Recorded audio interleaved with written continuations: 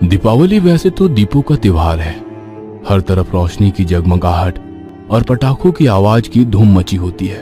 पर आज भी भोपाल से 100 किलोमीटर दूर समनपुर गांव दीपावली के दिन भी रोशन नहीं होता। बात करीब 150 साल पहले की है। समनपुर गांव में राजीव नाम के लड़के की शादी मंजू नाम की लड़की से हो जाती है। राजीव शादी करके मंजू को गांव लाता है। मंजू के गांव की जमीन पर पैर पड़ते ही उसी दिन गांव के मुख्य मंदिर का लाल झंडा खुद ब खुद जल जाता है। फिर थोड़े ही दिनों बाद पानी से लवरेज गांव में अचानक सूखा पड़ जाता है। गांव वाले कुछ समझ नहीं पा रहे थे कि आखिर उनका अच्छा भला गांव इतनी मुसीबत क्यों झेल रहा है। एक दिन गांव के मुखिया ने गांव में एक सभा रखी। उस सभा का उद्देश्य था कि आखिर गांव में इतनी समस्या बार बार क्यों आ रही है। सभी गांव के लोग इकट्ठे हुए। राजीव और मंजू भी दोनों सभा में थे। सभा शुरू होते ही गांव का मुखिया गांव वालों से पूछता है, देखिए आप सबको क्या लगता है गांव में समस्या क्यों आनी शुरू हुई? इसमें पूछना क्या मुखिया जी, ये तो गांव के सभी लोग जानते हैं। जब से ये मंजू इस गांव में आई है तब से इस गांव के बुरे दिन शुरू हो गए हैं। ये कोई आम इंसान नहीं, ये एक चुड़ैल है। तभी राजीव बीच में बोल पड़ता है, अपनी जुबान संभाल कर बात करो पहलवान।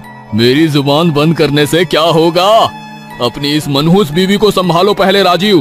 क्यों गांव वालों, कुछ गलत कह रहा हूँ क्या? सभी गांव वाले पहलवान की हाँ में हाँ भरते हैं। हाँ, पहलवान सही कह रहा है। हाँ, पहलवान सही कह रहा है। ये मंजू मनहूस है, इसे गांव से बाहर निकालो, ये चुड़ैल है। नहीं, इसे अभी गांव से बाहर निकालना उचित नहीं होगा। हमें कुछ दिन और इंतजार करना चाहिए। ऐसा कहकर मुखिया सभा समाप्त करता है। अगले ही दिन गांव में महामारी फैल जाती है। बच्चे और बूढ़े मुंह से खून की उल्टियां करने लगते हैं। उस महामारी में पहलवान का बेटा गुजर जाती है। ऐसा मंजर गांव वालों ने आज से पहले कभी नहीं देखा था। सभी गांव वाले घबरा जाते हैं और दौड़कर वापस मुखिया के पास जाते हैं। फिर वही गांव का पहलवान कहता है, मैं ना कहता था मुखिया जी, मंजू अपशगुनी है, पर आपने मेरी बात मानी नहीं। अब आप परिणाम देख लीजिए।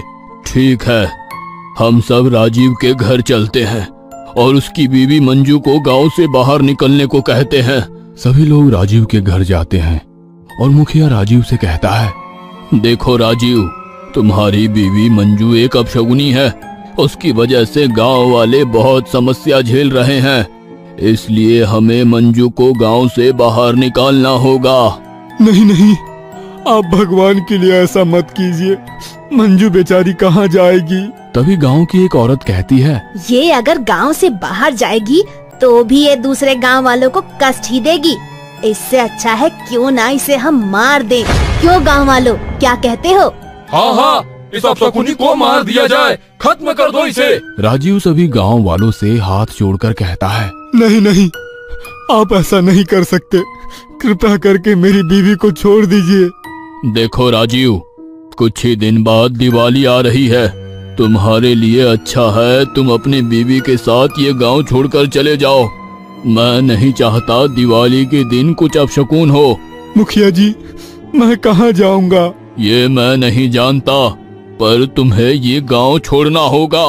दिवाली आ जाती है। दिवाली की रात को पूरा गांव रोशनी से जगमगाता है। हर तरफ दिए जले होते हैं। गांव का पहलवान, मुखिया और राजीव का पड़ोसी तीनों गांव के चौराहे पर मिलते हैं।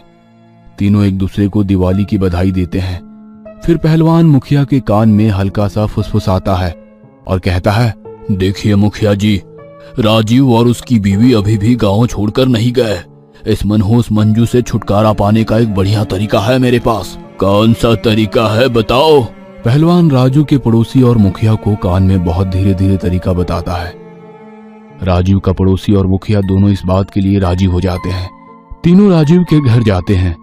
वहां जाकर देखते हैं राजीव फुलझड़ी जला रहा होता है तो मंजू दिया जला रही होती है। पहलवान राजीव से कहता है, तुझे कहा था ना गांव छोड़कर जाने के लिए? नहीं गया ना, अब तो ले इसका अंजाम। ऐसा कहकर पहलवान राजीव को एक कमरे में बंद कर देता है। मंजू कुछ समझ पाती उससे पहले मुखिया और राजीव का पड़ोसी दोनों मंजू को दबोच लेते हैं। राजीव अंदर से जोर जोर से कहता है, छोड़ दो, मेरी बीवी को छोड़ दो, छोड़ दो। मुखिया और राजीव का पड़ोसी मंजू को एक खंबे से बांध देते हैं और बहुत सारे पटाखे मंजू के पूरे शरीर पर लपेट देते हैं। फिर तीनों जोर जोर से हंसते हुए कहते हैं, आज इस मनहूस से हम सबको छुटकारा मिल जाएगा। पहलवान जाता है और पटाखों को आग लगा देता है। पटाखे जलने लगते हैं। पटाखे के जलते ही मंजू का पूरा शरीर आग पकड़ लेता है और मंजू जलने लगती है। मंजू चिल्लाने लगती है, बचाओ बचाओ, कोई है, बचाओ बचाओ, मुझे मत जलाओ, बचाओ। पर उसे बचाने वाला कोई नहीं था। पहलवान, मुखिया, राजीव का पड़ोसी तीनों अपने अपने घर चले जाते हैं। फिर राजीव भी इस वारदात के बाद अगले ही दिन गांव छोड़कर चला जाता है। इस वारदात की ना तो किसी को खबर होती है और ना ही कोई इसके बारे में बात करता है। धीरे धीरे दिन बीतते हैं। पता ही नहीं चलता कब 1 साल बीत जाता है और दीपावली वापस आ जाती है। दीपावली की रात को पहलवान अपनी बीवी के साथ पटाखे जला रहा होता है। तभी गांव का मुखिया पहलवान के पास आता है और कहता है, चलो पहलवान भाई, गांव घूम कर आते हैं। मुखिया उसे गांव के बड़े तालाब की तरफ ले जाता है। मुखिया जी, आप मुझे तालाब की तरफ क्यों लेकर आए? मैं नहीं, तुझे तेरी मौत लेकर आई है। इतना कहकर मुखिया एक भयानक चुड़ैल के रूप में आ जाता है। यह चुड़ैल कोई और नहीं, मंजू ही थी।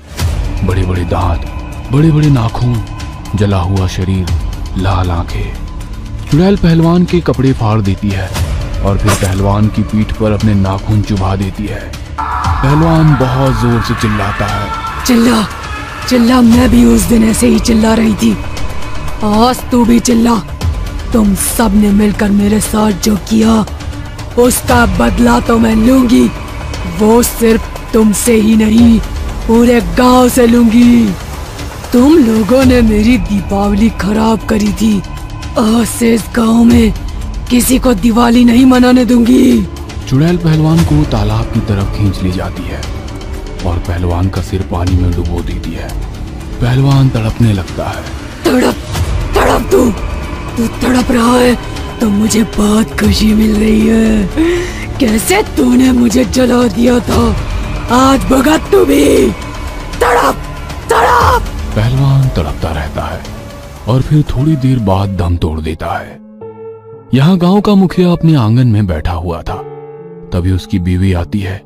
अपनी बीवी को आता देख मुखिया कहता है, अरे तुम तो मायके गई थी, इतनी जल्दी कैसे आ गई?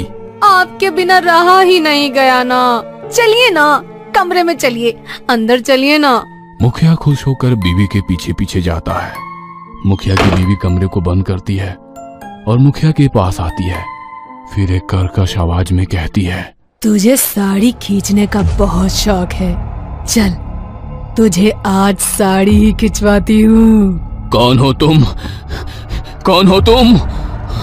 और तभी मंजू चुड़ैल में बदल जाती है। भूल गया, पिछले साल ही तो तूने मेरी साड़ी खींची थी, इतनी जल्दी भूल गया? मंजू, तुम मुझे माफ कर दो, ये सब योजना पहलवान की थी। पहलवान को जाकर मारो, मुझे नहीं।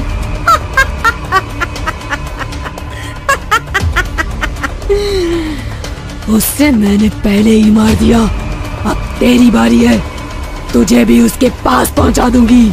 ऐसा कहकर चुड़ैल एक साड़ी लेती है और मुखिया का गला उस साड़ी से दबा देती है। चुड़ैल फिर अपने नाखून मुखिया के पेट में घुसा देती है। मुखिया के पेट से बहुत ज्यादा खून निकलने लगता है।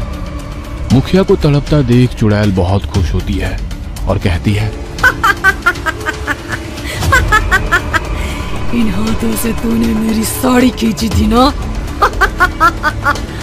अब देख।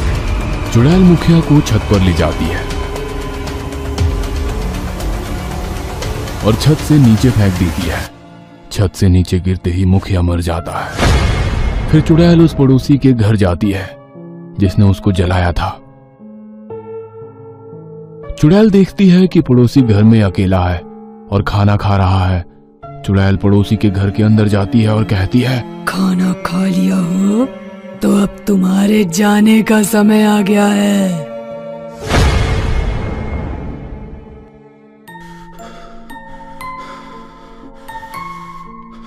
पड़ोसी मंजू चुड़ैल को अपने सामने देखकर डर जाता है। मंजू, तुम यहाँ कैसे आई? नजदीक आओ मेरे। ऐसा कहकर चुड़ैल आगे बढ़ती है। पड़ोसी घर से बाहर निकलने लगता है। घर के दरवाजे बंद हो जाते हैं। खोलो, दरवाजा खोलो, खोलो। कोई नहीं आया ना, और ना ही कोई आएगा। हाँ, पर तुम्हारे दो दोस्त तुम्हारा इंतजार कर रहे हैं ऊपर। दोस्त? कौन दो दोस्त? पहलवान और मुखिया, उन दोनों को मैंने ऊपर पहुंचा दिया और वो तुम्हें बहुत जोर से याद कर रहे हैं। ऐसा कहकर चुड़ैल पड़ोसी की आंख में अपने दोनों नाखून घुसाकर उसे अंधा कर देती है। मुझे कुछ नहीं दिख रहा, मुझे कुछ नहीं दिख रहा, मुझे छोड़ दो मंजू। हाँ, मैंने भी कुछ इसी तरह तुमसे अपनी जान की भीख मांगी थी। चिल्लाओ, मुझे बहुत अच्छा लग रहा है। और जोर से चिल्लाओ, और जोर से चिल्लाओ। चुड़ैल अपनी दांतों से पड़ोसी के गले पर बहुत जोर से काटती है। फिर चुड़ैल एक लोहे का सरिया पड़ोसी के सीने में आर पार कर देती और पड़ोसी को मार देती है। गांव वाले अगली सुबह तीनों की लाश देखकर बुरी तरह से सहम जाते हैं। गांव वालों को ये समझते देर नहीं लगती कि इन सब की मौत कैसे हुई है। तीनों की मौत एक रहस्य बन जाती है। दिन बीतने लगते हैं। अब इस घटना को 1 साल हो जाता है और फिर से दिवाली आ जाती है। गांव वालों ने फिर जब अगले साल दिवाली मनाना चाहा तो दिवाली के दिन गांव वालों की अजीबोगरीब तरीके से मौत होने लगी। गांव वाले समझ गए कि ये कोई और नहीं, मंजू ही है जो गांव वालों से बदला ले रही है। और अब मंजू नहीं चाहती कि इस गांव में कोई दिवाली मनाए। इस घटना के इतने साल बाद भी समनपुर गांव में कोई दिवाली नहीं मनाता और मनाने की कोशिश करता है तो मौत के घाट उतर जाता है।